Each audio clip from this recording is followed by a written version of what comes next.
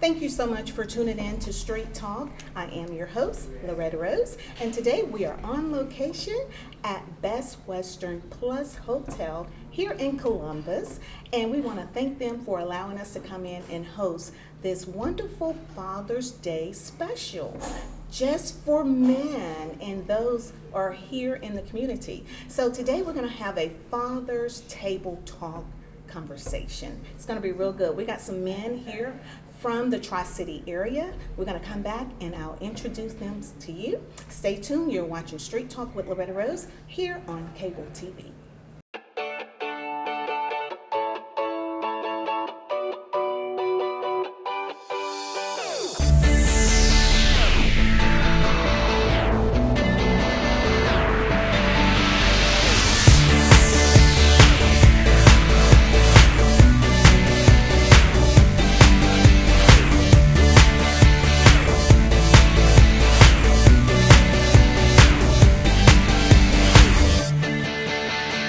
Thank you again for tuning in to today's show. Again, we are at Best Western Plus Hotel here in Columbus, and you have got to come here and visit because Mark Rimmel, he will help you with the tour, and it's a great facility. And also, I must add, he is on this panel today. So I'm going to introduce some men from the Tri-City area that is here on our Father's Day special. At this time, we have TJ Bryan. Thank you so much for being on. Thank you for having me. I appreciate it. I had an opportunity to talk with your lovely wife and met your mother-in-law, and so you have a wonderful family. Help us to know where you're from and what do you do? Well, I've been in Columbus most of my life. I now reside in Phoenix City, Alabama. I work for Parks and Rec in Phoenix City. I'm a mentor, and I am also a local customizer. Primarily, I got into mentorship because my mother was a teacher in Muskogee County for years. I don't even want to give a number because I don't remember. Right. But outside of being a teacher, she was a mentor to all the students she had. So I pretty much just picked up on that, and that's what I run with. And we need that. Yeah. That's why you're here today. Because when I was searching for some positive men that are role models, someone mentioned you guys. So that's why you're here. Also, we have Vincent Hunter. And I know some of his family. They're wonderful people, the Hunter family. And many of you may have seen him on social media because he's a fitness coach. And he can work you from what I've seen. Welcome to the show, Vincent. Thank you. Thank you For being on. Help everyone to know where you're from and about your fitness coaching and techniques. Okay, well, I'm originally from the Smith Station, Alabama area. Moved away and moved back about 7 years ago. Started a business called Hybrid Fitness, which is located actually here in Columbus, Georgia. And I've been married next month, 19 years. Oh, wow. I have 3 little girls, have twins that are 9, and then an 8-year-old little girl. So just excited to be here with you guys today to share some of the things that I've been through and learn from people in my community how to be a strong father. Absolutely. And one thing I will add about Vincent, him and his wife have a wonderful ministry, and they share it on social media. And they talk a lot about love and family. And so I've seen those gorgeous girls on social media, and they are growing. And you all are so passionate about what you do. And so thank you so much for your leadership, because that's why you men are here, because more people are watching you than you realize. So, with me coming to my next person, who is the sales manager here at Best Western, ladies and gentlemen, welcome Mark Rimmel. Thank you so much. Well, thank you for having me. I'm so glad you're on, because we have had so many conversations, and you will never know the impact that you leave on a person just for that first encounter. And you have always been so welcoming and gracious, and Thank you for allowing us to host here as well. Well, Thank it's you. wonderful to have everybody here. Thank you again. So let everyone know where you're from and what all you do here. Well, I'm actually originally from Tampa, Florida, but moved up here to Alabama, Columbus area about 9 years ago. I've been married 23 years. I'm a father of 3 beautiful girls, twins, and 1 more. The twins are 23, the youngest is 19, all in college and graduating and all that kind of stuff. Also have a granddaughter as well, and a grandson that's soon to be on the way. Oh, congratulations. I've been working here in the hotel business for about 2 years now and absolutely love it. And I'm brought up all my family trying to be, a substantial father, a provider, and be there for my girls. And then, of course, now my new son-in-laws or sons are boyfriends and stuff like that as well. So, Wow. What a thank you for having me. Absolutely. Thank you. Thank you for being on. I can't wait to get more into our conversation. And you all have a twin thing going on. What a coincidence. Must been in the water, right? Had to be. Next, we have Reggie Lewis. Thank you so much for being on, Reggie. He was so gracious. Someone mentioned him as well, and I was like, yes, let me reach out to him as well. So thank you so much for being on the show as well. Let everyone know where you're from and what do you do in the community. Right. I'm originally from Phoenix City, Alabama. I live in Hamilton, Georgia right now. I work at TSIS. I'm married to Holly, and together we have 4 kids, 3 girls and 1 boy. Also what I do is I'm a personal stylist, starting my own business doing that, and try to go back and mentor young kids in the community. I used to be a police officer in Columbus for 10 years. Wow. And one of the things we saw in the community is that, young men and even young women don't have the level of respect that they need. So we try to go back and with the personal stylists, teach them how to dress, how to be prepared for job interviews, how to be prepared for anything that they're going to, whether it's a funeral, it's an event. Yes. How do you look? How do you present yourself? Because that first 7 seconds is key to building a relationship. So that's one of the things I'm passionate about is style and dress and making sure you put your best foot forward. I love that. Oh, wow. Yes, you had to be here because we need to share that with young males, even young ladies, but they need to hear that. They would never see change if it's not brought to them. Correct. And so thank you. That is a blessing. Oh, wow. So you can see we're going to have some good conversation on here today. Our next gentleman, Steve Hemby. Yes, ma'am. Thank you so much for being on. My neighbor recommended you, Miss Betty Hall, and she's a fan of the show and watches every week. So thank you so much. Thank you for being on. Help everyone know where you from, and you've done many years in, I'll let you tell it, in the community, what you've done. Well, I've lived around this area my whole life. We talked earlier, I went to Baker High School way back in the day, and I've lived around here my whole life. I've been a paramedic now for 30 years, and before that I was a corrections officer for 10 years, and had 34 inmates I was a case manager to, and that'll look into some things here later on this too. I'm still teaching. I don't ride the truck anymore. I'm still teaching EMTs at CVCC College in Phoenix City, and I teach for the state EMS office also. Wow. Thank you. Thank you all. Having fun. Oh, wow. It's nothing like doing what you love to do. They always say when you do what you love to do, it never feels like work. That's why you can keep doing it. That's right. Wonderful. And I tell them, I said, if it wasn't for I had to have the money, you have to have money to eat. I said, this is just fun to me. It's still fun after 30 years. That's a It's still blessing. fun. That's a blessing. Well, thank you again for being on. Our next gentleman is Dexter Baker. Thank you for being on. Thank you for having me. Joseph recommended you. He wanted to be here, and he's a paramedic as well. And I said, can you let me know of another good man, strong man in the community? He said, oh, yeah. And you called me right away. So thank you so much for being on. Thank you. help us to know, let the community know where you're from and what do you do?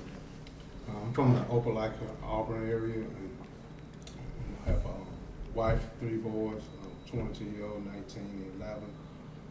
Also, my profession, I own Baker Financial Group, where I specialize in insurance and taxes as well. Also, I'm a youth minister at my church, True Living Holy Church, Bishop Nolan Torb as the pastor.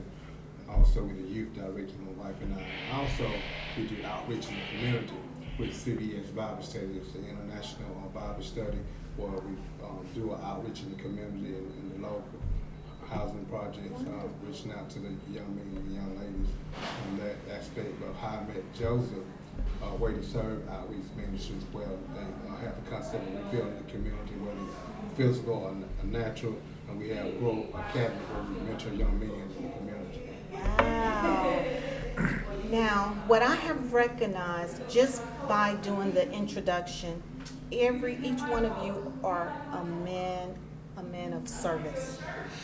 You all doing some type of service unto other or in your community. That is such a blessing. So this is what you're gonna get today. We're gonna take a break and then we're gonna come back and we're gonna just dig right into some conversation with these men. Please share this with young men, those that are in your community, fathers. Today's show is all about fathers and manhood as well. You're watching Street Talk with Loretta Rose. We're here at Best Western Plus in Columbus. You're watching it here on cable TV. This is Lions quarterback Luke Collis. Join us June 29th as we take on the Mass Pirates. It's youth sports night with team posters and family 4-packs. That's 4 tickets, 4 drinks, 4 popcorns for $45. Come on out June 29th as we dominate the Pirates. Roar, Lions, roar. Happy Father's Day. So we are going to have a great table talk conversation with some fathers here.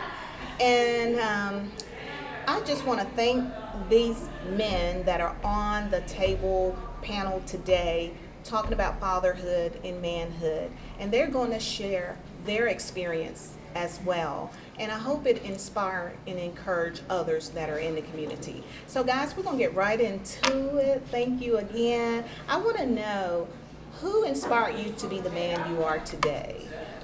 It could have been your father. It could have been a father figure. It could have been a mentor, someone in the community. Who inspired you to be the man that you are? Because I believe when we have, a role model or something you're inspired to be, it is an encouragement. And sometimes you pick up those techniques and things about that person that you admire so much. And if you can think back, way back then, let's talk about that. Who inspired you the most to be the man that you are today? Well, I'll start. My dad always was a good caregiver for me. He paid attention to us. I had a brother, older brother. That's okay. That's all right. That's all right. You're speaking from the heart. It's okay.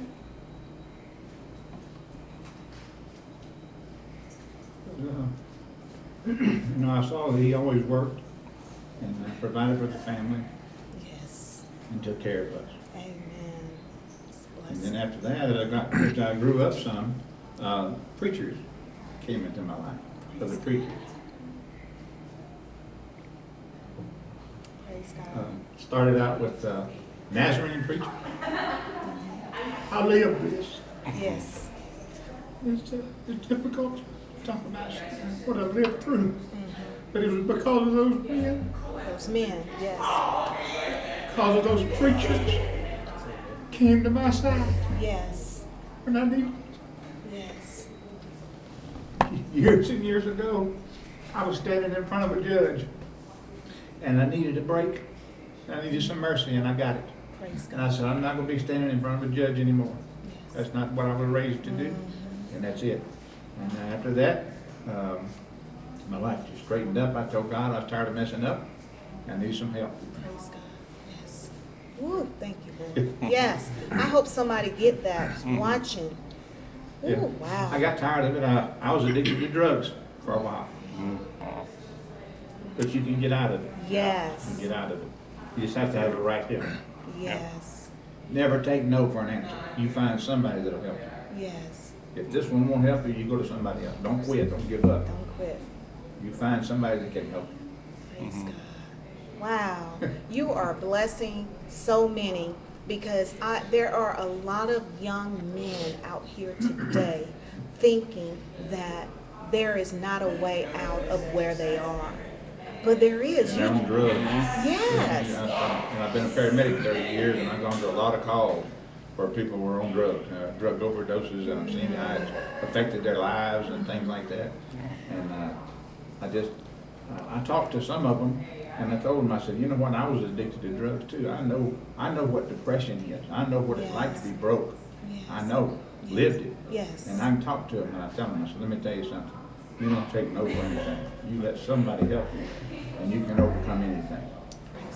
I now have college. I got 3 college degrees. I've been a paramedic 30 years, helping Look people. at I'm still God. teaching. Look at God. So you know, there's a way. Yes. There's a way. God can help you. You're making me happy.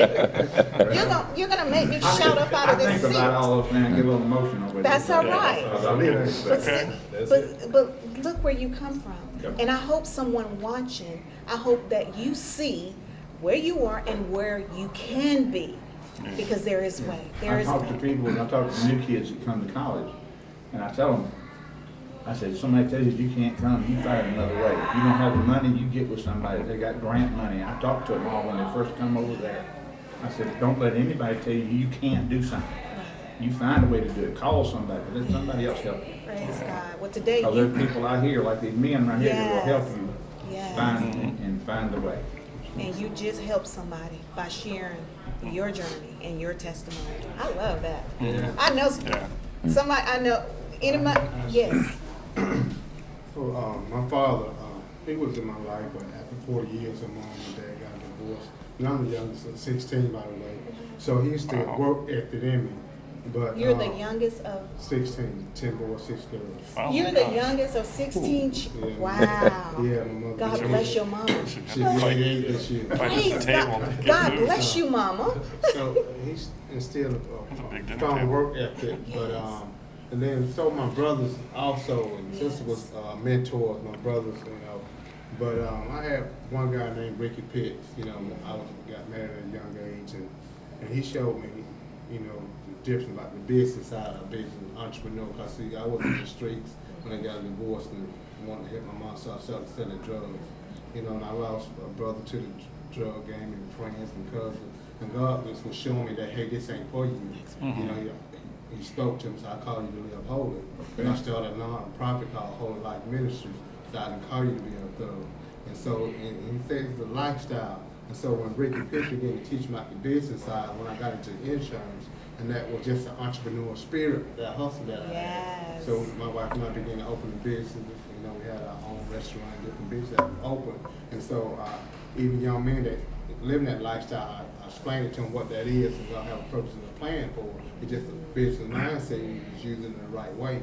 So Ricky Pitts, he's elder in my church now, and he set a great example for me as far as a mentor. But I got to go with my brothers, you know, my older brothers and all my brothers, you know, learning from them. You know, my dad instilled strong work ethic, and I also want to say to fathers out there make excuses just because your parents get a divorce or you get a divorce from that have a divorce. You don't mean that you don't have to be in your kid's life, because I still my sons, you know, when we got divorced. Matter of fact, they stayed with me until they got one in college. So I was in their life. So don't make an excuse. Like my dad was still in my life, even though it didn't work out between them. But you know, He so was it's still not a an baby. excuse. You know, you got to be in your kid's life and be that example. Got you. That's a good message right there. That is a good message. And it's amazing how Mr. Pitts, right, that was in your life, he showed you another way. And just like you all are watching, these men, there may be a young person out there or a man, because I've had an opportunity to talk to some that are in their 50s, still there. But these are great examples right here. Oh, wow.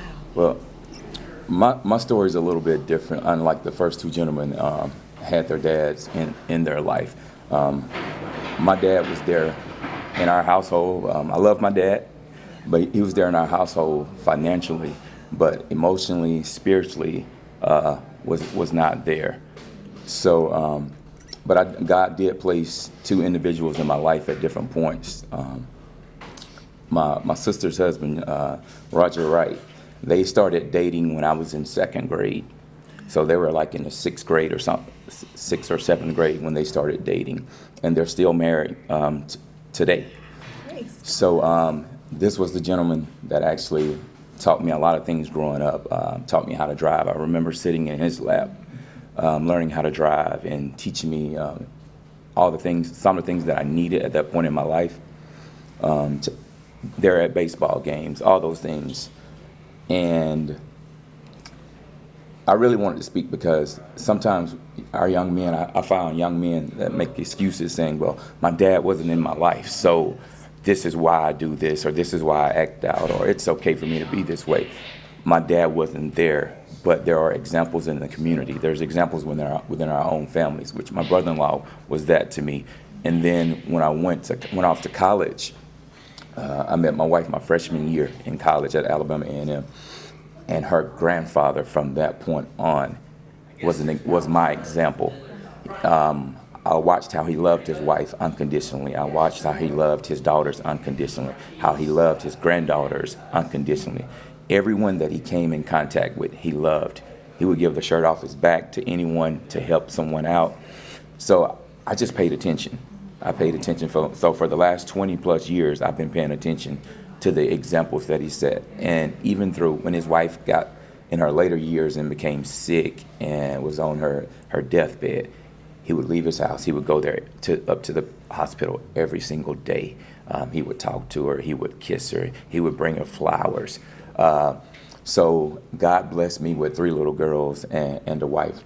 So I want to be the example of a man. So when my daughters get to an age where they start dating, they're gonna know the difference between the real deal and just an imitator. Mm-hmm. So I want to be that man. I open the door for my wife, let her in the car, and then I open the door for my daughters and I let them in the car.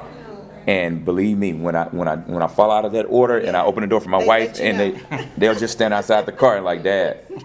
So okay, so I'll open the door. But it doesn't matter how you start. Your beginning won't dictate your ending. So you got to use the people that you come in contact with, that God blesses you with, and pay attention when He puts those people in your life. Absolutely, that is a blessing. This is so good, and I know, some men may be watching and may see themselves right what you're saying, but I know without a doubt that the message today is going to bring you hope and inspire you. And our children needs to see men, our fathers and men be, men and father, be a protector, be that God in light, leading them, showing them the way, protecting them. So anybody else have anything? Mm-hmm.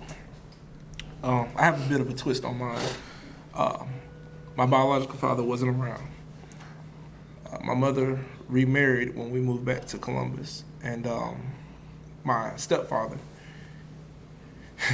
he was a good guy. He taught me how to be a man.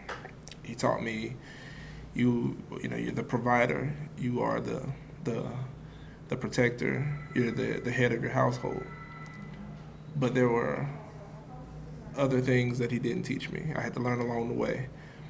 I don't have any coaches or men in particular I can look back to say that they helped motivate me, but I do have, as I stated earlier, my mother. She taught me a lot. She taught me how to care, how to nurture, how to do certain things, how to treat people. And there was just a lot of things my mother taught me. Going on in life as a man, I met my wife. My wife runs a nonprofit. We have a purpose where she deals with youth, with our youth, and watching her work, watching her speak, watching her deal with children that needed nurturing that they weren't getting, it helped motivate me into certain aspects of life that I'm venturing out into myself. Right now I'm in the process of creating a program for troubled youth over in Phoenix City, calling it our COP program, which is changing our perspective. There is a huge problem with our youth. Everybody already knows that a lot of people, like you said, want to use lack of having a father figure as an excuse. Well, Yeah. again, my mother Yes. helped shape me, so that's not an excuse, but I want to help redirect the youth because they're heading in a horrible direction. Exactly. Yeah. So, Exactly. again, I want it's good to be a part of a group of men. I don't want our youth thinking that they have to be around the men to get what they need, to go the direction they need to go. Because there's plenty of strong women out here. My That's hats true. off to them. That's true. But again, our men do need to step up and Right. help redirect these children. Absolutely. My husband, his brother raised, I believe, 4 boys as a single parent, and they all turned out well. And she could tell them what they should do because she's a woman and she knew what a woman needed, if that makes sense. Absolutely. Yes. So anybody else have anything else before we move into the next Yeah, one? I mean, for me, my story is a little bit different, but, I was adopted, and I was given up for adoption, at birth, and, Wow. the parents that I got, Lucille and John T, just to see, my mentors were my mother and my father, but then I had aunts and uncles that all showed me things I need to learn, and throughout my life, I had football coaches, Nathan Rustin, Pete Ingersoll, and Coach Daniels, and all these guys when I was in high school, then Coach Pilton when I was at Mother Mary, and just all these people. But as you said, my mother taught me different things, and there are other people in the community that can help us. Preachers and pastors that can talk to you. And making that excuse that, I didn't have a father in the house, doesn't matter. It really doesn't matter. And I see a lot of people who didn't have fathers that are strong men. Right. And like Vincent was saying, I have 3 girls that I have to deal with. I want them to know they are valuable. I want them to know you don't have to sell yourself short for a man. I want to give them an example of what a man is and how he is, and he's your protector and your provider, and he doesn't need anything from you other than your love. Wow. And that's very difficult because in today's society, our young women sell themselves short. Exactly. And we've got to teach these young men how to be respectful. Wow.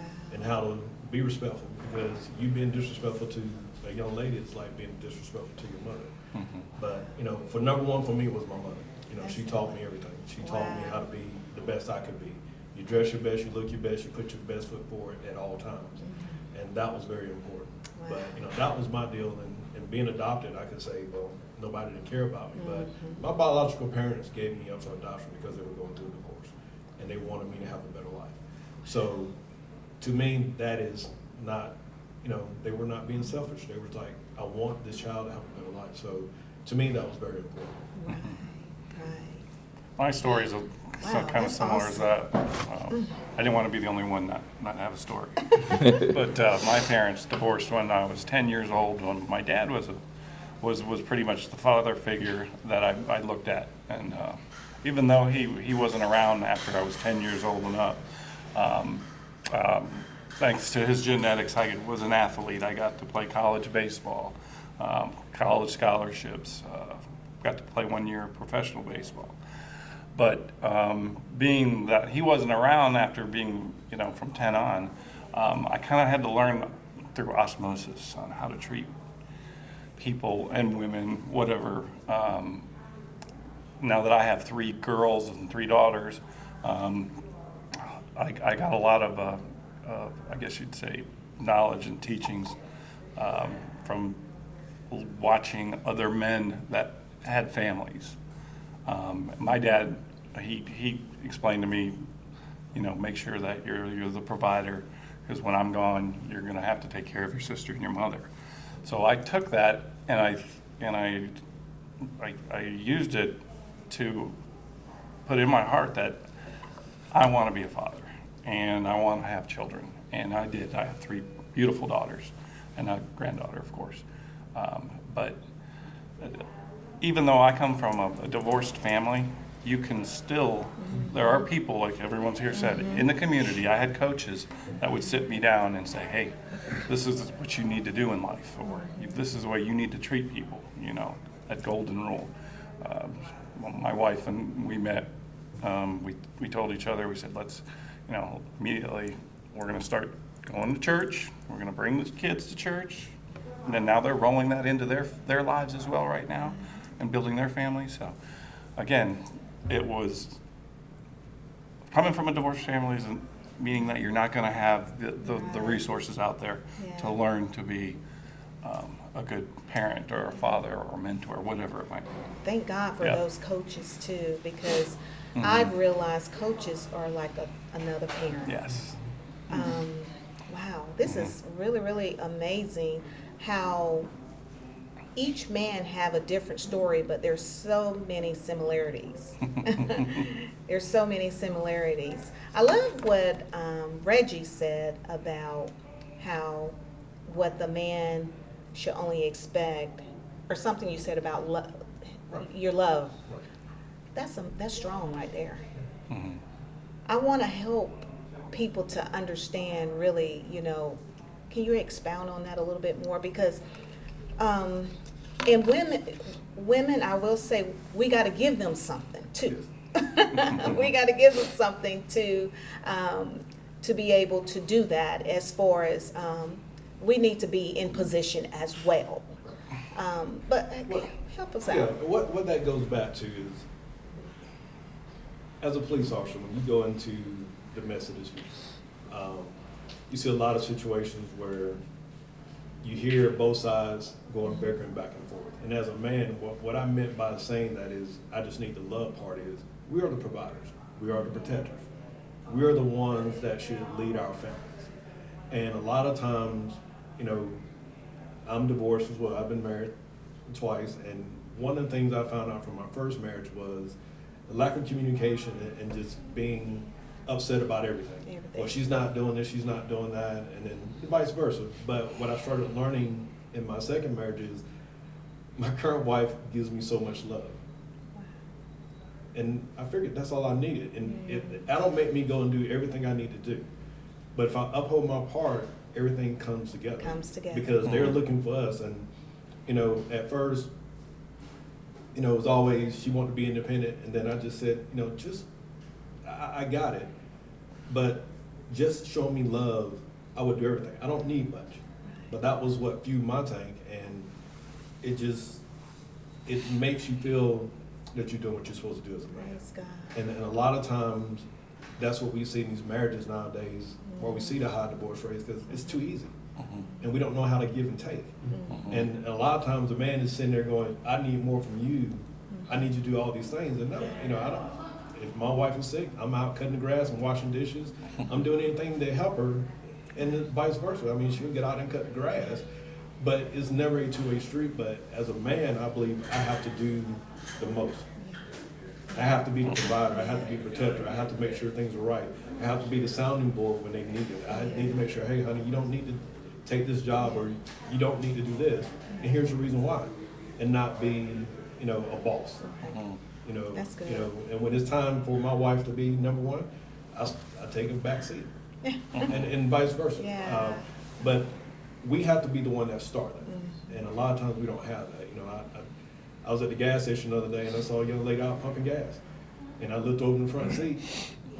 You know, the man just sitting back, and I'm going. Probably on the phone too. Yeah, Yep. I mean, Because you know, we're in that time now. we- you know, and Always then, on the you know, phone. she gets out, Wow. pumps gas, gets back, and drives off. He never moves, never offers. Wow. And, you know, to me, that's wrong. Yeah. And for whatever reason, you know, I teach my daughters, you know, you don't sell yourself short for that reason. And that was an example of it right there, where, Wow. you know, she sold herself short, and he was not being the man of the house. So that's what I meant by that. It's for me, is just, if you love me, you know, Yes. I'll Awesome. I'll take care of it. Wonderful. You look like you got something to say. Yeah, it was saying they was talking about the mothers and not to leave my mother out, because one thing she instilled in my family is the love and prayer. You know, we went to community visiting sick and different things of prayer. And that's what I start off my family every morning. And I also on the intercessor prayer team, but I'm early in the morning praying for my family, because my family. Now my kids picking up that same concept of prayer, you know, because that's how things is answered get done through prayer. You know, I believe nothing happened unless it's done through prayer. Right. You know, if you want to move God's hand. So prayer, she was a prayer warrior. Wow. And so Yes. finding out, I've being on the intercessor prayer team with Wade Surrey with Joseph, and I'm the prayer director. You know, but because that was a passion, you know, at a young age I didn't understand. I'm tired of praying. You know, but while you pray, but now that's a She part was praying of, about everything. But And you, but it worked. She prayed me Yes. out of those streets, you know. And I saw my brother, this is a quick testimony, my oldest brother was strung out on drugs, so I can relate what you're saying. I'm selling drugs, he on drugs. And you used to pray for him, I used to see him, you know, up for days, I was strung out on crack, cocaine, and I was saying there ain't no hope for him, but she was speaking to his life. To see the prayer, what it done, and then my next to the oldest brother, doctor gave him less than 2 months to live with cancer. And she spoke and she said, say you will not have, he shall live and not die. And see my brother, he's pastoring now. And the testimony, cancer free. You know, the doctor that pronounced that he would die, and that doctor not paid, my brother's still living. So I know what prayer would do. Yeah. And so that's why I believe it. Wow. You know, prayer is everything, you know. And so my mother instilled that.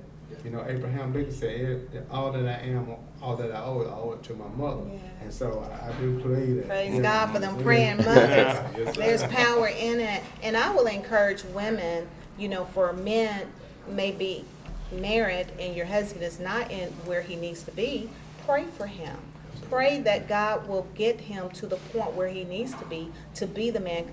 What would you guys say for men that are probably not where they should be? And because I've had many women on the show, and some women are doing it all. I'm sure y'all have seen that too. Some women are doing it all, and they want a man to lead. You know, for me, you know, for those guys who are struggling, one thing you got to take an internal look. You have to look at yourself first. And until you make that decision to say, what is my problem, you can't address anything else. And then, you know, you really have to open the lines of communication. I think communication is the problem nowadays. And for those ladies who want their husbands or, you know, boyfriends to step up, you, like you said, one, you got to pray for them, but two, you got to respect them. If you know, talk down to them and treat them like they're nothing, they're going to be nothing. You know, you got to talk the positivity into them. You got to pray for them. You got to speak to them in a way to say, look, I'm here for you. What can I help you with? And then, like I said, but number one, that man has to identify his problem and be willing to talk about it. And kind of piggybacking on what Reggie's saying, like you guys know, my wife and I have a ministry called Love Works that we sometimes work with couples. And for men, the common thing I see for men that are not where, say for instance, where they need to be or headed in that direction is pride. Pride is many examples in the Bible. Pride will be the downfall of man. And as we're talking to the young men, they're not receptive, not because they don't believe what we're saying or believe they're in that position. It's just a pride thing, because somewhere along the road they saw a man and they thought that was the model it was supposed to be, and that man put air in his chest and talked a certain way, and he did this. But they don't understand. You can't get that respect from your wife. You can't be the head of the household if you're not leading. They want a woman to follow, even when they don't know where they're going.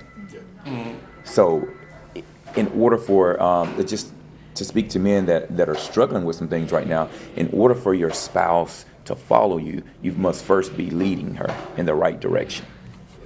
Oh yeah, that's good. Going back off of what you just said, that's insane. that it's insane how true it is. That a lot of these younger guys, older guys as well, but mostly younger guys, are prideful in the wrong things. Yes. You know, Yeah. they want the respect of these streets as opposed to, and the respect at home without doing what it takes to get the respect. And it, I don't know, the generation is messed up. They following the wrong examples, and I don't It know. is a generational gap. A huge one. And that's why we're having that conversation because, you know, I always love to show the difference between men or women of wisdom in the time now. I don't know what has shifted, you know, at what point did it shift, but we want to know what more, you know. We're going to take a break and then we're going to come back, and then what I want to talk about when we come back is, like the guys are saying, you know, there's a lack of respect, there's a lack of leadership, but how can we get them back to where they need to be? You're watching Street Talk with Loretta Rose. We're here at Best Western Plus in Columbus off Veterans Parkway. Thank you for watching. You're watching it here on cable TV. Hey folks, I'm Bear O'Brien, and over the last 40 years I've been able to share my mornings with you on radio, and I've also been able to share my inspirational message every morning. It's a chance for me to share my faith with you. Now we're bringing it to TV thanks to CTVBEAM. You can catch us every Monday through Friday morning at 6 a.m. and 8 a.m., the inspiration of the morning. I'm so glad to share it with you. So please be watching every Monday through Friday at 6 a.m. and 8 a.m. I love you. God bless you. Thank you again for tuning in to today's show. We were taking a break and we were getting deep in some conversation. We were talking about how a father can set the model for his daughters. And I was sharing about my daughter. She was dating someone and she said, Mom, I don't think this is going to work because he's not like Daddy. And I was like, what do you mean? And she was like, mm-mm. And then she began to share, she's used to a man showing a woman respect and showing and being caring. Even though, you know that saying, even though she can do it on her own, but a real man won't allow her to. You know what I'm saying? Mm-hmm. And so, Mark was sharing about how his daughter, he was an athlete, and how when your daughter got married, tell us what you were saying. When my daughters chose the boyfriend, and then eventually got married. One of them's married, and the other one is currently getting to be married. And I said, aren't we blessed that our daughters found some really good guys, you know? And my wife turned to me and she goes, you do realize that they're just like you. I went, wow, that was a nice compliment. They're athletic, they're well-mannered, they take care of my daughters. And so I was, I guess you'd say, blessed at the same time. Just I enjoyed the compliment from my wife, and she goes, you did a great job. And I'm like, thanks, honey. It's because I love them, you know. But at the same time, you want to make sure your daughters, whether it's your daughters or your sons, that they make the right choices in life. So every time through their life as they're growing up, they're looking at you and what you do, how you act. Absolutely. And I wonder, you know, with parents, do they think about, I guess for some younger parents now, they only thinking about now. But I was sharing with the guys in the break, we are grooming our son, even though he's just 13, but we're grooming him to be a good husband for somebody's daughter someday. And our daughter, when she, get married someday, we're trying to groom our young people and our children to be a great wife someday. Because at some point, they're going to get grown and they're going to move on. But what are we leading? How are we, guiding them? What are we pouring into them? Because what you put in them, it will eventually come out, and they would do what they know to do. Absolutely. What do you guys think about that? Well, my stepdaughter, I'm fortunate because I teach math, and I'm good at math. She was having trouble coming up through high school with some math, so I got a chance to help her out a little bit. I told her, I said, I'm good through trigonometry. After that, I can't help you. But I helped her with that. And growing up, I guided her. She's now 19, and she's in college, and she was a dual enrollment. She was in high school and college at the same time. And she's straight A's. I think she did make a B the other day, and I made a face about that. But anyway, I said, what's a B? Anyway, I've led her now, and I've guided her into her finances. She's got a wonderful credit score, and I just helped her buy a new car several months ago. Sat down there with her, so the salesman didn't, do the wrong thing with her, and helped her guide her with that. And I bought her a car when she was in high school, and I told her, if you take care of that, and I'll help you with whatever else you need. And I don't know if I mentioned it before, but I'm also a part-time Pentecostal preacher. And she sees me preaching in church and playing the piano and bass guitar, and she sees me doing the right thing and holding my hand up, saying thank you, Jesus. Yes. And it's all right to do that. Right. So any way you can help them. If I was not good at math, I need to see if I can't find somebody that's good at math to help them. If they need help with something I don't know about, I can't help them. I can just say, but hold on a minute. Let me see if I can get somebody that can help you do that. Right. But- It goes back to like what Vincent was saying, you didn't let pride get in the way of what you need. Yeah. Yeah. And I remember my dad, even though he was only around the first 10 years of my life, but we always kept in touch. But my dad worked for a printing company 50 years, never missed a day of work. He would work overtime as needed. And to this day, I've been working for 30 years, and I'm the same way. And I'm like, okay, so you or whoever you're looking at can make a difference, in the way that you are. I think a lot of the kids today need those mentors or those figures to learn from on the right way to do it. do you think, well, I do. I mean, but I want to hear from a male's perspective. Women will connect with, how can I put this? Women will date what they, only have seen or know. Do you feel like a father will shape her perspective in a relationship? Because the reason I say this is I've talked to some women, they don't know any better with their choices. And so when you tell them that you can do, better, or understand your value, or understand that it could be better than what you see, but they don't know because of the mindset that they have and what they have been accustomed to. I think we were saying about, even though like if you don't have a family, a father or your parents are not together, but you can still learn from somebody else. I mean, like with me growing up in the projects, everybody didn't have a two-parent home. And me, I got saved when I was 12. So speaking for myself, I was surrounded by a lot of wisdom. And so I wanted that. Even though my mother was very, very young. So do you think that, not having that great male role model or figure in their lives, will it affect their relationships?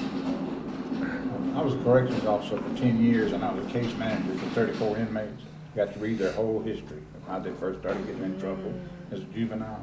And a common thing that the psychologists came up with was absence of father figure in the home. Ooh, that's good. That was a common denominator to a lot of them. And a lot of them did whatever they did under the influence of alcohol or drugs. And then if you can't straighten them out, by the time they're 15 or 16, it's difficult to get them.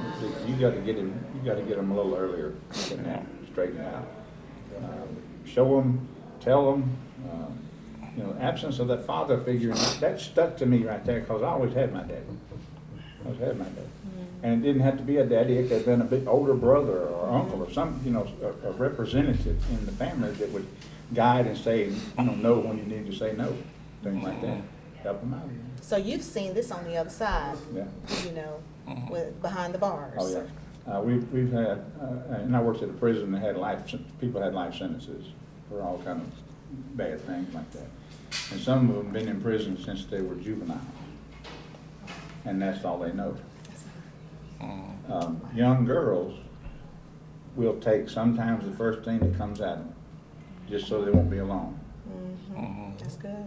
Just so they won't be alone, they'll take, and I'm telling my daughter, I said, I got a list. When you find one you think you like, I got a list for you. Yeah, I'm with you.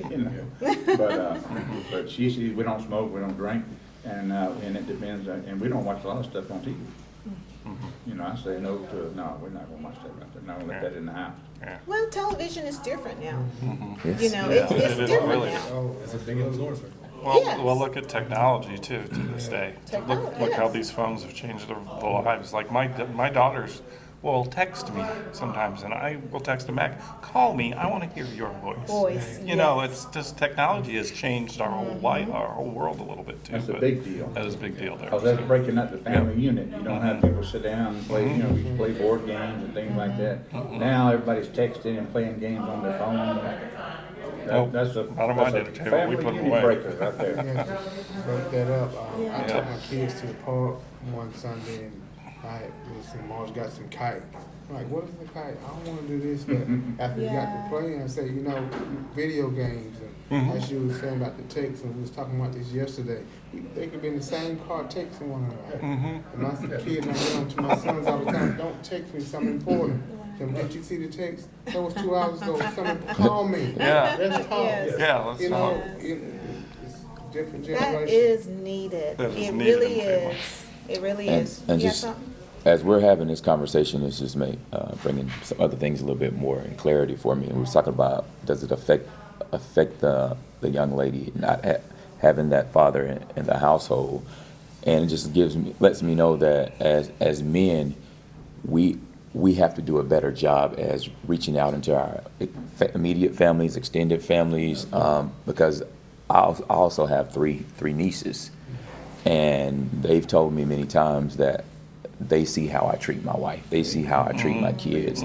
So when we have family members that have the fathers are not there for their children, I think we have a responsibility and should play a bigger role in that, in order to be that example. One of my nieces actually live in Chicago now. Matter of fact, she graduated from UAB. Oh, yes. She's a and- doctor. She graduated from UAB and then Yes. went to Auburn Pharmacy School there and now in Chicago. But she'll call me, myself and my wife sometimes, and have conversations with us and to bounce things off of us. So like you said before, you never know who's watching and at what level. So I need to do better at reaching more people. Well, it's funny you say about your niece, watch how you treat your wife, and they like that. They admire that. And they want that. Like when I was little, the way my daddy treated my mom, I said, when I get married, I want to be treated like that. My daddy opened up the doors, still do, open up the doors for her. My daddy still give me Valentine's gifts and give me a kiss on the cheek. I like that. I don't know what I would do if I didn't get it. I've gotten it all my life since, and so he'll call me, if he can't get to me, every Valentine's Day I get a box of candy and a rose. And he'll let me know that I love you. But he was the first man to show me what love is really like. How a woman should be treated. And so he's passing on those techniques to our son and my husband. And then what I've learned, I pass on to my daughter as well. But you know what? You don't even have to pass it on. They're going to see it. They're going to pick it up anyway. But I just thought about that though, But they admire that My about you. wife tell me all the time that as a woman, we tag team with our kids. As a woman, she can tell them what to expect from a man, but I can show them what to That's expect. good. Yes, absolutely. I agree with that. Yes. Anybody else have anything you want to say? I was going to share a quote. And it is, respect for a woman is one of the greatest gifts a father can show a son. Respect for a woman. I do not like it when I see a man disrespect a woman. Where did that come from? And, well, first of all, my mom and dad, I've never seen that. But I see it all the time. If that makes sense. It's a two-way street too. I've seen women disrespect men as well. Exactly. So, and that is horrible. Yeah, that's horrible. And I tell my kids or anybody that's of that age, it's like, if you're going to be in a relationship, it's work. You got to be a team. Respect each other. That has to happen. That's the big deal, is the lack of respect. Exactly. And it's either you're taught at an early age, you learn it early and it sticks with you, or if you get out there with the crowd where it's not, and then it sticks with you that way. Oh, it's like every one of and I have a woman client that comes through, or her family, and I always walk them out the front door, and I always tell them, Mom spanked me as a kid, told me to treat women with respect. And I get a giggle, and that's just part of my job. But and another thing, because Reggie, you said something, and I want to help this younger generation, but I want it to come from a man. How can we help these young men, this younger generation, when their pants are hanging like a diaper? I know y'all have seen it. I'm not,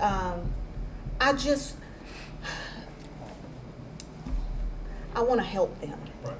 I want to help them because I am not the judge, but sometimes the way we present ourselves will withhold us from opportunities. And that's number one. So where that theory, or where the 7 seconds comes from, is that when you enter a room, somebody has 7 seconds and they've already made an impression. You haven't spoken, you haven't done anything but simply walk in the room. And my experience working at TC, I've been afforded the opportunity to travel.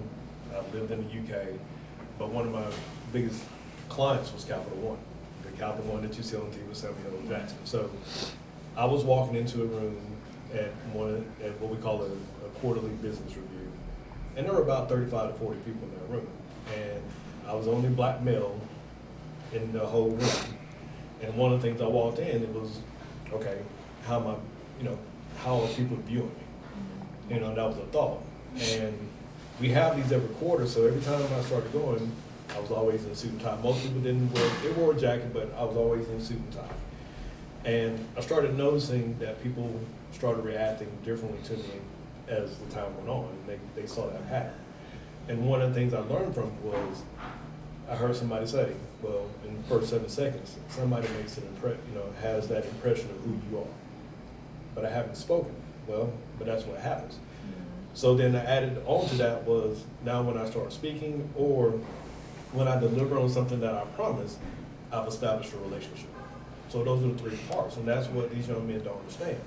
If I'm a business owner and you're coming in for an interview and you walking in with your pants low, that tells me you don't care about yourself. So if you don't care about yourself, what makes you think you're going to care about your business? And that's where that style and dressing properly and being appropriate when you walk into an interview or an event, that's where that comes from for me. And that's something my mother and my father taught me. When they go to church, they were always suited up. My dad, Stacey Adams, fedora hat, zoot suits. My mom with her nice dress, and that's what I learned. So I started seeing that, and I know it works because I was exposed to it at the highest level at Capital One, and that's what everybody knows. So that's what I do now. I do it with my team. They see me all the time dressed up. We can wear shorts, but I don't. And the reason why is because I want to have the ability, if an opportunity comes at any time, I'm prepared. You're prepared. And that is the biggest piece. So what they miss out on is an owner builds his business off of what they've been exposed to. And if it's not second hands, then you're not going to get an opportunity, and you never will. And then that drive to, well, nobody will give me a chance. Have you lived that yourself? Exactly. Have you lived that the way you're presenting yourself? So if you present yourself as you don't care, or you just shovel, they're going to say, I don't want it. So you have to look at it that way. Awesome. Well said. Well said. And that I agree 100% with what you just said. In my former life, before I got into fitness, I was in software sales and engineering for 16 years. And when I would have guys come in and interview for jobs, that first 7 seconds of when I put my eyes on them, how they were dressed and how they spoke, it really gave you a good view of who that individual was in the first seven seconds. And I've seen a lot of people weed themselves out in 7 seconds. The interview process was real short, just because of those first 7 seconds. But in knowing that and learning that, I translated that in how I run my business, my fitness business now, and how I handle my clients, everything I do with my business. I took the things I learned in corporate America and translated it over into my business, and that's how I've been able to create a successful fitness business. Wow. Wonderful. Wonderful. I work for recreations, and no sagging follows over into my gym. The kids, the older guys, they all know that we're not sagging in here. If they do, they're shown the exit. I had to set a standard. Set the standard. And That's good. I told him, I said, if I don't know what you're getting at home, but as a man, I am cheating you if I don't hold you to a standard. That's good. And those that didn't get it, those that didn't want it, they don't come to the gym. Yep. But everybody else knows. Before I reach for that door, let me pull these pants up because coach don't play. And it's just that, because nobody wants to see your butt, for one. I definitely don't want to see it. And being that I have to be here, I don't want to see it. It is. But look at how you present yourself. Like you said, if you don't care about yourself, you don't care about me. You don't care about nothing going on around here. Act like it's a woman, act like it's your mother in the same gym, and we'll get along. Wow. So that's a big one. That's good. Pretty much the standards. Wow. Wow. You got something to say? I remember one thing I was taught, and I've carried it through life, and I carried it to my kids. Always, if you're going to be somewhere and you have to be there at a certain time, whether it's a job, whether it's an appointment, whatever it might be there on Lombardi time. Everybody knows who Vince Lombardi was, right? Okay, well, Vince Lombardi, he basically came up with this. If practice was at 8:30, if you weren't there by 8:15, you were late. Okay? And I told all my employees, my kids and everything, they still go by Lombardi time, and everything's good. I mean, Yes. I just thought that was a neat thing that my coach It stuck with me from the time I was in high school all the way up. So Wow. I do the same thing. Yeah. I just got to get my wife to get on Lombardi time. I hope you don't do this. I don't think women do that. Had to be, this morning somewhere at 6 o'clock. We was there at 5:30. I said we'll just take a little nap in church. My brother get there, and so our nephew Sheldon, we had to put up a tent early this morning. They was in the house where we was put it up, and they late. And he explained to me that if you have to be on the job, you have to be there at 8. They want you working at 8, not getting there at 8. That's right. You know, so That's you know, right. time is everything. You know? That's right. Wow. so it's a lot of good things. So this is what we've been talking about. We're going to take a break, and then we're going to come back and bring the show to a close. We'll let the men speak from their hearts to you all. And thank you so much for tuning in. Happy Father's Day. We'll be right back. You're watching it here on cable TV.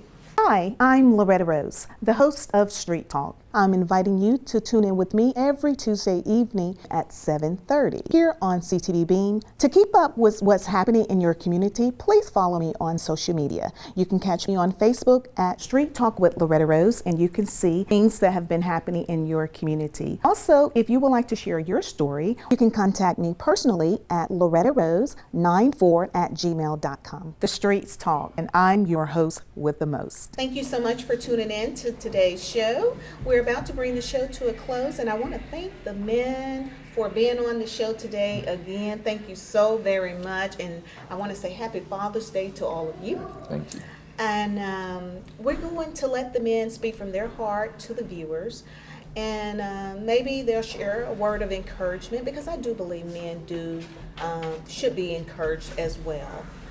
I can never fathom the thought or the role of a man, because I've been fortunate to have a father that was strong and a father figure, and then I have a husband that is a strong father figure for our children and role model for our children and a provider. So I enjoy being a lady. But I do believe men do need encouragement, because I pray for my husband all the time. Every day when he leaves and go to work, I pray a covering over him just as much as he pray a covering over me. And I do believe our blessings flow from that unity. So we're gonna start on this end and get ready to close it out. So Dexter, what would you like to share with the viewers from your heart? And I want to thank you for traveling all the way from Opelika. Thank you. What I like to share, one of my favorite scriptures is Jeremiah 29:11. For I know the thoughts that I think towards you, the thoughts of peace and not of evil, to give you a state and otherwise hope in the future. We all have a purpose and a plan on earth, and it's up to us as individuals, as men, or whether you're a woman, to seek out what that is. And if once you find that purpose, you need to get around people with purpose to achieve that purpose and goal. You know, the scriptures say that the confidence of another, iron sharpens iron, so that the confidence of another man sharpens his friend. So you have to get around good people. It's just like today, just listening to these guys, I was sharp, and a lot of things I found that they helped me. And so I began to surround myself with good men. You know, godly counsel, right counsel, because we do the right thing because of the right thing to do. You know, we weren't put here to do the wrong thing, but nature, flesh, want to do the wrong thing. Even my man's a healthy, the flesh don't like to eat healthy. Anything that's good, it comes with work. You know, life is not fair, but it gives you what you fight for. And so, you know, just speaking on that, I'm a diabetic, and I had a health scare. And so when I began to fight for it, to get in the gym like I was supposed to, and not be concerned about the working all the time, because I realized if I provide and if I'm gone, you know, so it's a balance. And that's why the scripture says, "Beloved, I wish above all that may prosper, be in health, and even as that soul shall prosper." God deals with the total man. So even though I would pray, you know, teach my kid the spiritual side, but the natural side I was going with. Now I put it in balance. Let's go to the gym together. Let's do this and put it all in perspective. Let's eat healthy. Let's get better. So I began to lose the weight that I needed and get in better shape. Now I can work like I need to. The fatigue is not there. My son plays soccer. You know, soccer take a lot of running. And so now it's a balance. So get around good people that doing the things that you need to do. Surround yourself with good people. You know, that's what I Well say. said. Thank you. That is good. Thank you. Yes. Awesome. That is good. Mr. Steve Hibby. Yes, ma'am. Thank you. Well, that's almost exactly what I was going to say, because you have to get around the right people. If you get hung up with the wrong people early, you go into a dead end street. And somehow or another, you have to find somebody that can help you. Your dad, your brother, your uncle, somebody that will set the right example, that will speak the right words around you, not be cursing around you and disrespecting your wife and different things like that, because they learn it. Well, that must be okay, because I see it at home. And so you have to set the example at home, but I believe you have to set it spiritually too. And in whatever, if you're Baptist or Pentecostal, whatever you are, you've got some good foundations there that you can lay down on. And I tell people ultimately, like I told my stepdaughter when she started dating a little bit, you know, I'm like, oh my God, she's gonna start dating. Anyway, just being around other people. And I said, if you can do whatever you're gonna do, and your mother is sitting on this side of you, and Jesus was sitting on this side, and both of them would have said it was okay, you go ahead and do it. So that's kind of what I'm putting in her, and she does well at that. She does really well. She's a manager now. She's already got a job. She's a manager at a food service place, and works every day, goes to school, does homework at night, and she's just wonderful. And I'm like, look at that. I had a little part in that. Being accountable for herself. That was good. Yeah, That was good. that's And her mama, she's always seen her mama work, and take care of the house and just go the extra mile with everything else. They'll take care of me. And she gets to see that. We get to see that. As a paramedic, I went to a lot of houses where there's a lot of domestic disturbances, people hurt, and that disrespect thing, that falls right in the middle of it. You have to respect people. They may see things different. You may think something different than me, but I still can respect you and not get up in your face about it. That's right. So respect, learn from mom and daddy, do the right thing, watch the right things on TV, do the right things on your phone. They can watch movies and everything on their phone too when they're away from you. So it's all about doing the right thing. And we hope that we can put that right thing into them and they can go on and be others that can pass that on. Absolutely. That's what we hope. Thank you. Thank you. That is wonderful. Yes. Thank you. And Yeah. Mr. Reggie? I think my message basically goes to especially in the black community, the men just really stepping up. There are fathers that step up, as you can see here, but we are seeing an epidemic with these young black men going to jail, dying in the streets, and we have to step up as men to turn that tide.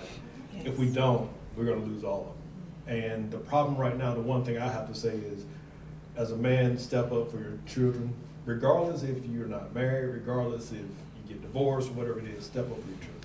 That's number one. Number two, respect our women, because that's going to set the example for your young men. It's going to set the examples for the ladies. And the third, for me, is these young women, please respect yourself. That's the biggest thing that I can see today, is that these young women come out here and they look like they are, I hate to say this word, going to a strip club, Yeah. and they're going to work. And that's sad. Having 3 daughters in my life, I cringe, because I want them to be out in this world as a valuable commodity in the world, Exactly. not as a piece of meat. Wow. And that's That's what real. I don't want to see. That's And, if you've been looked at as a piece of meat, then, it's basically saying you don't have any respect for yourself. But those are the 3 things I would basically say. Men step up, women respect your man, man respect the woman, and these young ladies respect yourself. That is wonderful. Good. Wow.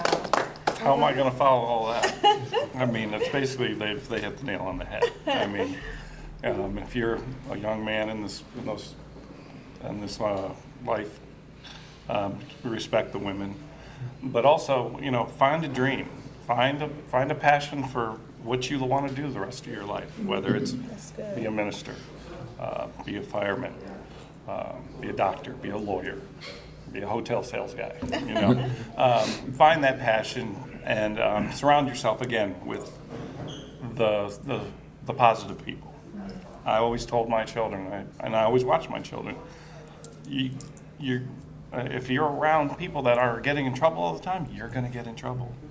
So, again, respect, find that passion, prayer, and everything will work out for itself. Awesome. Yes. I love that. Find your passion. Because that right there will drive you to your purpose when you find your passion. That is so true. That's powerful. Well, my message is specific to the fathers of girls. Know that one day those little girls are going to start dating. One day they're going to get married. And my message is to the fathers is be the example of the man that you would want them to marry. And through prayer and faith, know that God is going to manifest that in their lives. That's good. That is real talk right there. That is good. Yes. Bring it home. Yes. Yes. No pressure. TJ. Well, to try and close out, I will provide a message to everyone in our neighborhood, everywhere. First, I like to start with my bonus baby, my stepdaughter. I like that. I was introduced to you at a a vital time in your life. We don't always see eye to eye, but I promise to continue to be there for you, to be the example. I want you to know I do love you, and we're going to make everything work. Next to my own seed, my son, they're both actually 13. Okay. So, due to circumstances that were out of my control, I wasn't always able to be where I wanted to be, where I needed to be, where you needed me to be. But your daddy has always loved you. I'm here. I'm gonna continue to be here, and we're gonna make everything right. To the ladies of our community, we need to stop glorifying these TV idols, these rappers, these singers, these women that don't mean you any good. They're living their life. They don't really care about you. We need to allow men to be men, to stop dealing with young boys until they become men, and be the foundation for your children, regardless of if you have a man or not. To our men, as it's already been touched on, we need to step up. More than ever, we need to step up. It takes a community, it takes a village for real these days. Times are getting bad. We need to be there for our women and children. Yes. So with that, I'm going to close out with that. Wow, well said. Wow. Love that. That's the heart of a father. God bless you guys. This has been wonderful. Thank you for tuning in. I want to thank you, men, for your transparency, sharing your journey, sharing words of life, love, and encouragement. We would not be here today bringing this show if we didn't care. And if we didn't think that it was possible for you to live your life in abundance. Sometimes we do things for a lack of knowledge. Again, man, God bless you. Thank you so much for being on today. I want to say Happy Father's Day to you. Give yourselves a hand because you showed up. So thank you again for tuning in to Street Talk. Thank you, Best Western Plus here in Columbus / Fort Benning location. I want to thank you, Mark, and your team here for always welcoming us here to do our own location shows. And again, for those that are watching, I'll leave this with you, something that I always love to close out with. Remember, life is what you make of it. Remember, what you pour out, it will come back. Always remember to do unto others as you will have them to do unto you. Thank you. You've been watching Street Talk with Loretta Rose. Until next time, you be blessed.